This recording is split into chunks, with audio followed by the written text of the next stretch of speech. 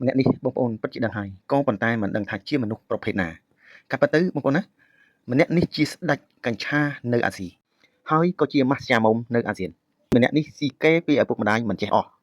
បើនិយាយពីទឹកកាមវិញសិតតែអូស៊ីសឹមបើនិយាយពីស្រីវិញសិតតែអស់សាច់បើនិយាយពីក្រុមគ្រួសារនិងវងត្រកូលវិញគឺសិតតែគេអាសោចនៅប្រទេសមួយនេះប្រជាជនម្នាក់ណាក៏ដឹងដែរថាជាមនុស្សមិនគ្រប់ទឹកចាប់ពីម្ដាយសាយដល់កូនចាប់ពីជីដូនពពូនដល់ចៅម្នាក់ណាក៏ដូចជាម្នាក់ណាដែរសុទ្ធតែអត់គ្រប់ទឹកទាំងអស់បន្តិចទៀតគេលើក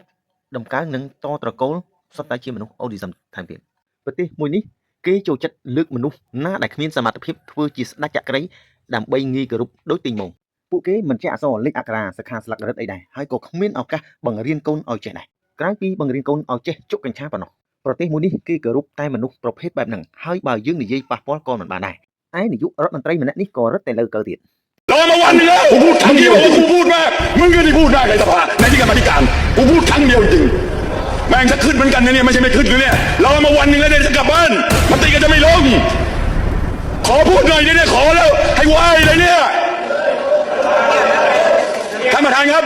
ชีวิตผมนะผ่านมาอย่างที่พวกคุณเจอเนี่ยมันน้อยนักผมยังให้อภัยได้ถามว่าวันนี้ถ้าไม่ให้อภัยกันไม่ยอมรับกันมันจะเกิดอะไรมันกำลังจะวิบัติครับ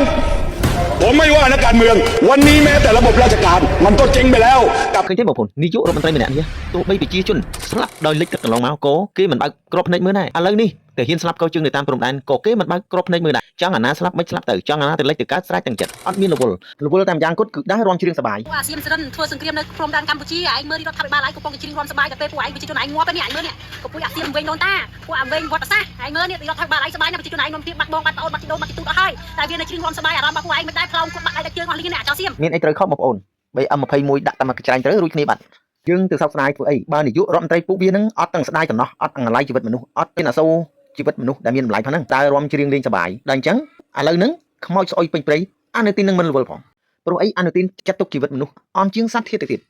ដូច្នេះខ្ញុំសូមអំពាវនាវដល់បងប្អូនខ្មែរសរិនបរិយារាមស៊ីសកេតគួរតែដឹងហើយគួរតែភ្ញាក់ខ្លួនឥឡូវនេះក៏សៀមវាមិនចាត់ទុកយើងជាសៀមទេ